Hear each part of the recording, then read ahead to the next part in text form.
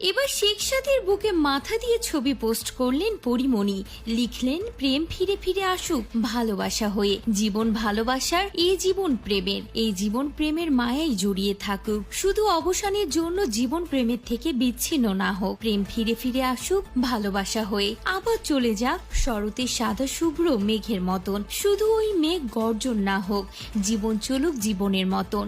এরপরেই তারিখ জুড়ে দেন 5/3/2025।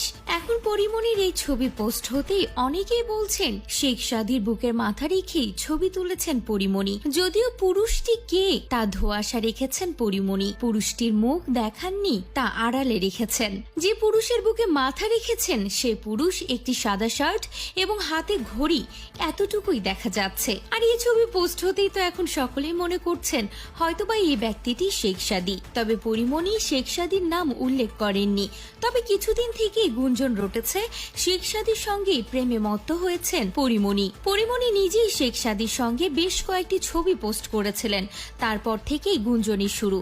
এরপর যখন আদালতে পরীমণির জামিনদাতা হন শেখ সাদি, তখন গুঞ্জনটি আরো বেশি জোরালো হয়ে ওঠে। এখানেই শেষ নয়, শেখ সাদি পোস্ট করেছিলেন আমার পরিচয়, জানিয়ে রীতিমতো শোরগোল পড়ে গিয়েছিল ঢালিউডে। সবাই মন্তব্য করছিলেন পরীমণিকে নিয়ে পোস্ট করেছেন শেখ সাদি। যদিও পরীমণি বিষয়টি ক্লিয়ার করেছিলেন তখন যে সেটা ডানা কাটা পরি, আমি পরীমণি নই। শেখ সাদিও বলেছেন পরীমণি আমার বন্ধু। এদিকে পরীমণি আবার বলেছেন শেখ সাদি আমার জীবনে জাদুর মতন। আর এ থেকে বোঝা যায় দুজনেই খুব ভালো বন্ধু হয়ে গিয়েছেন।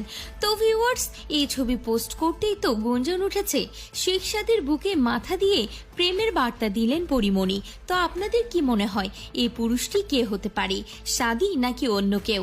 অবশ্যই কমেন্ট করে জানাতে ভুলবেন না।